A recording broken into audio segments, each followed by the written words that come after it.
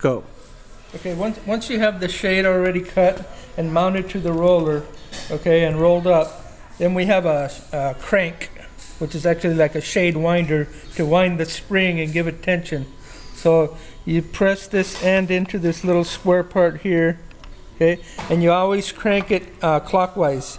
So I've been giving it like 9 turns complete. 1, 2, 3, 4, 5, 6, 7, 8, 9.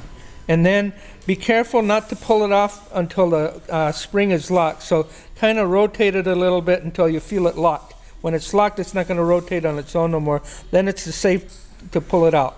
Because if you pull it out prematurely, the spring in here will unwind again and you'll have to redo it like that. So once it's locked, you pull it out.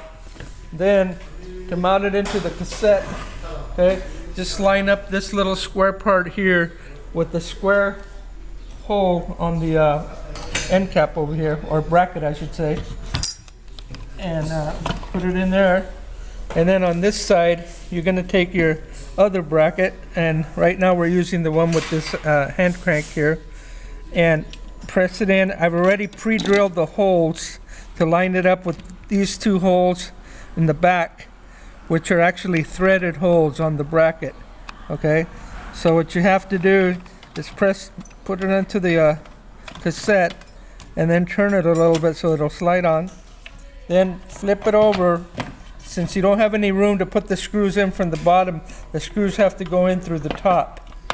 So put it up here, and you can see me lining up the holes that are drilled in the cassette with the holes that are in the bracket.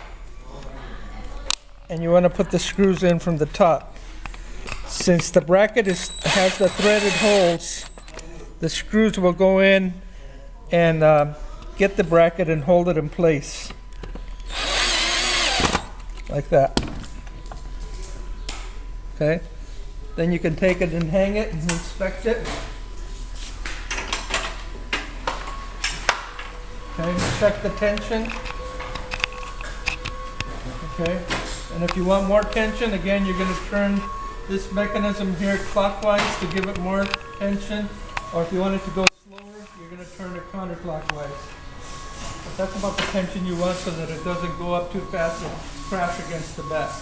And this again has the stoppers on it, so you can just spread the stoppers out to be like maybe 6 inches in from each end, and that reduces